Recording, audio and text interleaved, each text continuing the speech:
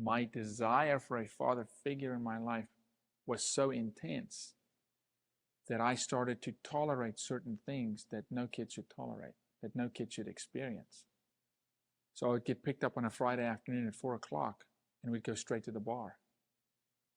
And I spent hundreds of hours in a bar. At times I was hidden behind the bar counter because no kids allowed in the bar, and they would feed me jerky. And my dad was a musician, an amazing man, a phenomenal man. He was a civil and mechanical engineer. He was a pilot, amazing guy, so charismatic. I mean, I loved him. I can honestly tell you that there was not a day in my life that I did not like him, but I hated who he was. But God had a hope in me, and I started praying for my dad when I was 6. Change him, change him, change him.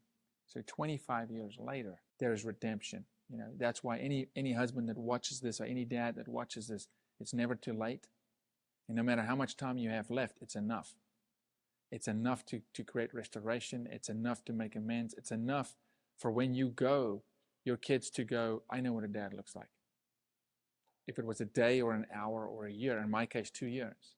Last 2 years of my dad's life, he passed away last November. He came to the Lord. I got a phone call one day and he said, I just want you to know I have a problem. 25 years I prayed and he could never say that he had a problem drinking. And he said, I'm standing outside a Christian rehab center. I want to give my life to the Lord, and I need you to know you're not going to be able to reach me for 3 months.